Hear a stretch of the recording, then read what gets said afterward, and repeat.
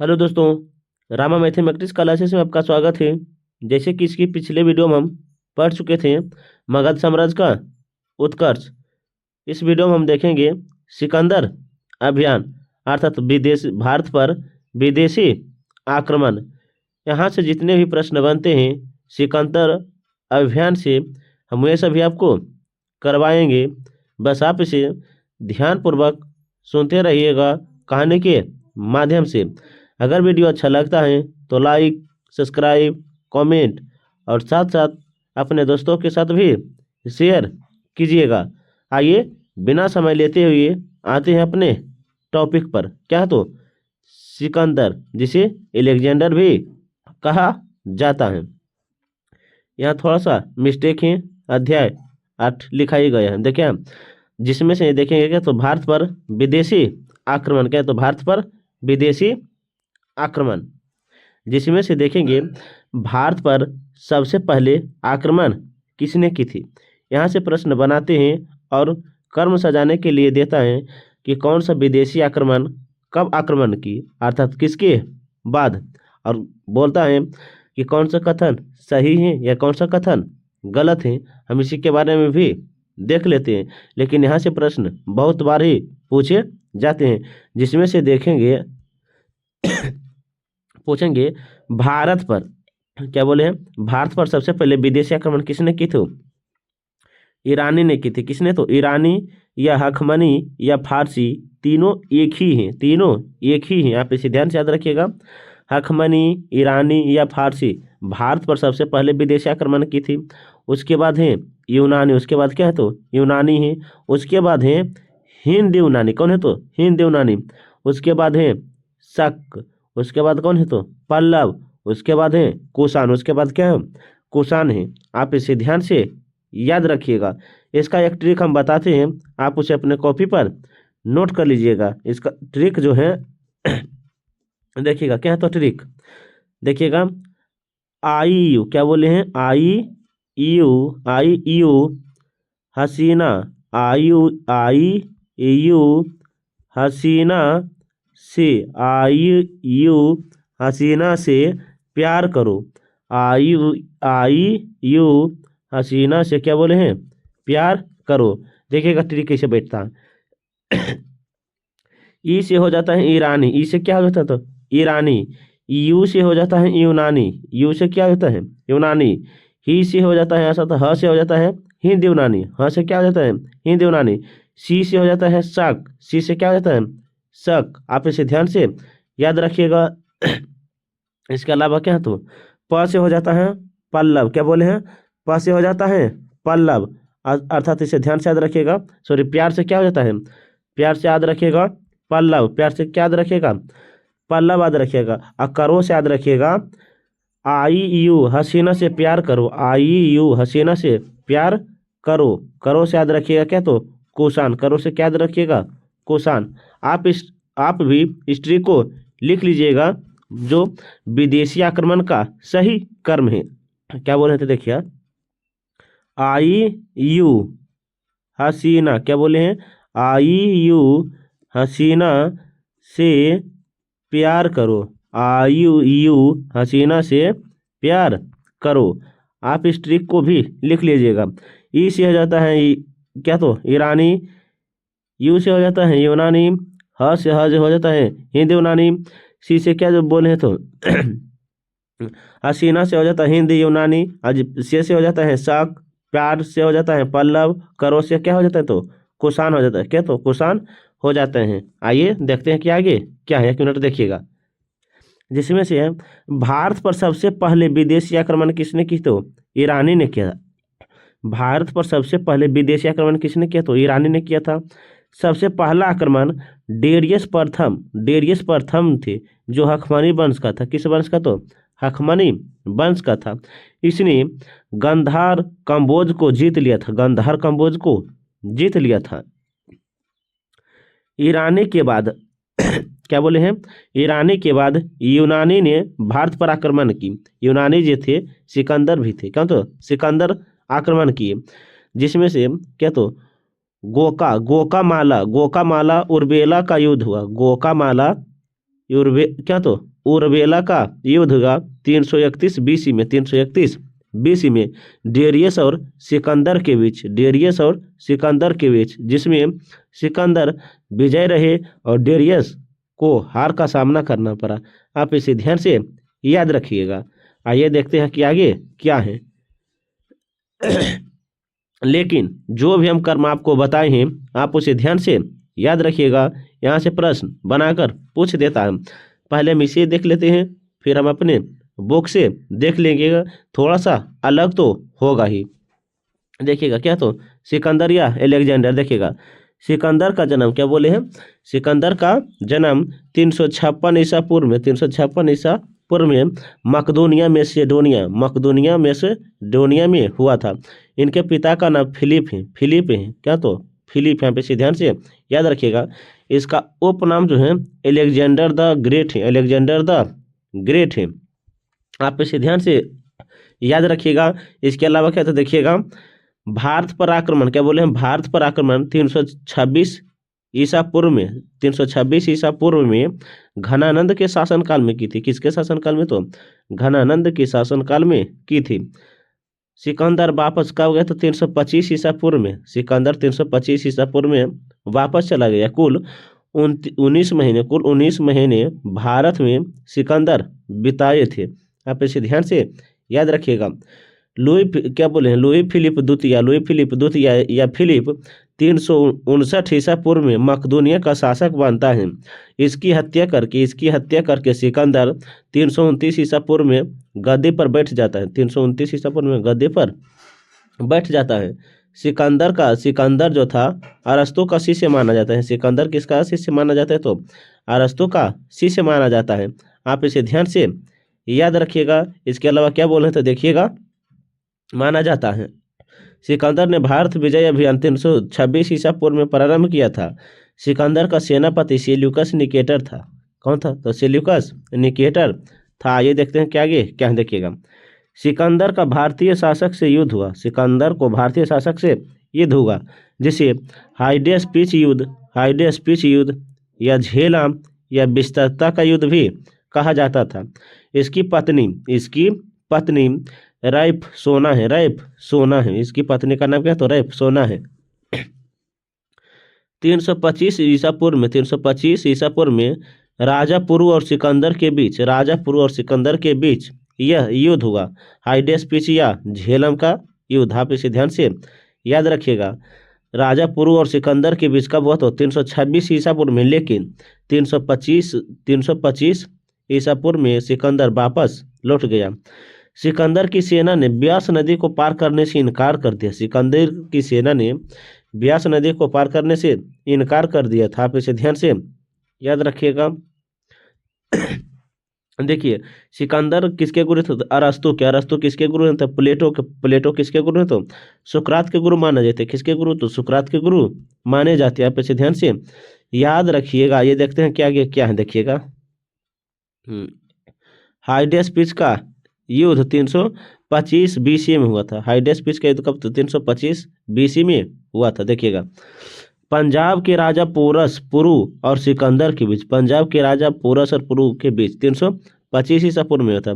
326 ईसा पूर्व में सिकंदर, क्या बोले हैं, सिकंदर भारत पर आक्रमण किए थे। आप इसे ध्यान से याद रखिएगा। अगर इसके पहले हम 326 बोले होंगे तो उसे छोड़ दीजिएगा। कितना बोले, तो 325 याद रखिएगा। जबकि पूछेगा सिकंदर भारत पर कब आक्रमण किया है, तो 326 याद रखिएगा। ये देखते हैं आगे। सिकंदर इस युद्ध में विजयी रहा। सिकंदर का थल सेनापति सेल्यूकस निकेटर था एवं जल सेनापति, क्या बोले हैं, जल सेनापति निरकायस था। प्रबंधक फिलिप था। इसके अलावा एक एनासी क्रीबस सिकंदर के साथ ही आया था, जो इतिहासकार था। इसके अलावा आरियस्टू बुलस भी सिकंदर के साथ आया, जो आया था, जो एक इतिहासकार थे। तो पूछेंगे कितने इतिहासकार सिकंदर के साथ आए थे, तो 2 इतिहासकार आया था। सिकंदर की प्रिय पुस्तक क्या, तो ईडियल है, इलियड है। सिकंदर की प्रिय पुस्तक इलियड है। आप इसे ध्यान से याद रखिएगा। इसके अलावा देखते हैं क्या क्या क्या देखिएगा, 1 मिनट। नवजीवन शहरों का निर्माण सिकंदरी या बाऊफेला जो अपने घोड़े के नाम पर किया था, आप इसे ध्यान से याद रखिएगा। झेलम नदी के ही किनारे किया था, झेलम नदी के किनारे ही। साम्राज्य को 4 भागों में बांट दिया गया है। साम्राज्य को कितने, तो 4 भागों में बांट दिया गया है। इसकी मृत्यु 323 ईसा पूर्व में बेबीलोन इराक में हुआ था। आप इसे ध्यान से याद रखिएगा, बेबीलोन इराक में हुआ था। आइए देखते हैं सिकंदर से ही संबंधित कुछ अन्य महत्वपूर्ण पॉइंट। आइए देखते हैं आगे, देखिएगा। देखिए क्या, तो सिकंदर का आक्रमण देखिएगा। सिकंदर भारत अभियान आप पढ़ चुके हैं। इनका जन्म 356 ईसा पूर्व में हुआ था। पत्नी रुखसाना, कहीं कहीं पर रेपसोना भी दिया रहता है। इसके अष्टे माता इसका बेटा अलेक्जेंडर था। कितना बेटा अलेक्जेंडर था, देखिएगा। सिकंदर या अलेक्जेंडर यूनान के मैसेडोनिया का शासक था। उसके पिता का नाम फिलिप द्वितीय था। क्या था, फिलिप द्वितीय था। सिकंदर विश्व विजय की महत्वाकांक्षा रखता था। अपनी इस महत्वाकांक्षा को साकार करने के लिए उसने भारत पर 326 से 327 ईसा पूर्व आक्रमण किए थे। सिकंदर का सेनापति सेलूकस निकेटर भी साथ आया। सिकंदर के आक्रमण के समय पश्चिम भारत में अनेक छोटे छोटे राज्य विभक्त थे, जिसमें से कुछ राजतंत्रात्मक एवं कुछ गणतंत्रात्मक थे। आप इसे ध्यान से याद रखिएगा।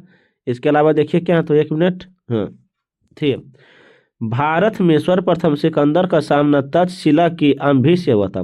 भारत में सबसे पहले सिकंदर का सामना तक्षशिला के शासक अम्भी से हुआ था। अम्भी ने शीघ्र ही सिकंदर से हार मान लिया था और सहायता का वचन भी दिया था। सिकंदर भारत में सर्वाधिक महत्वपूर्ण झेलम नदी के तट पर पुरु या पोरस के साथ हुआ था, जिसे विस्तृतता का युद्ध या हाइडेस्पिच का युद्ध भी कहा जाता है। देखिएगा, इस युद्ध को हाइडेस्पिच युद्ध भी कहा जाता है। इस युद्ध में पोरस की हार हुई, लेकिन सिकंदर ने पोरस की बहादुरी से प्रभावित होकर राज्य वापस कर दिया। अर्थात सिकंदर जो था, पोरस की बहादुरी देखकर जितने भी राज्य जीते थे उसे वापस कर दिया था। आप इसे ध्यान से याद रखिएगा। देखिएगा क्या पोरस के बाद सिकंदर ने कहते लगौ निकाय तथा कुछ जातियों को भी पराजित किया था। सिकंदर ने भारत में 2 नगर की स्थापना की थी। सिकंदर ने भारत में कितने नगर की स्थापना की, तो 2 नगर की। पहला नगर निकाया या विजयनगर प्राप्त करने के विजय प्राप्त करने के उपलक्ष्य में तथा दूसरा जो था ब्यूकेफेला था। पूछेंगे सिकंदर जो थे भारत में कितने नगर की स्थापना की, तो 2। एक क्या, तो विजयनगर जिसे निकाया कहा जाता है, दूसरा ब्यूकेफेला थे। सिकंदर की सेना ने ब्यास नदी को पार करने से इनकार कर दिया। इसके पहले ही पढ़ चुके थे। सिकंदर ने सैनिक में जोश भरने का पूरा प्रयत्न किया, किंतु इस कार्य में वह असफल भी रहा है। सैनिक की हट के सामने सिकंदर को झुकना पड़ा। अंततः सिकंदर ने भारत पर विजय के अभियानों को रोकना पड़ा। सिकंदर ने विजित भारतीय प्रदेशों को अपने सेनापति फिलिप को सौंपकर वापस लौटने का निर्णय लिया। सिकंदर कुल भारत में 19 महीने रहे। कहा जाता है कि सिकंदर के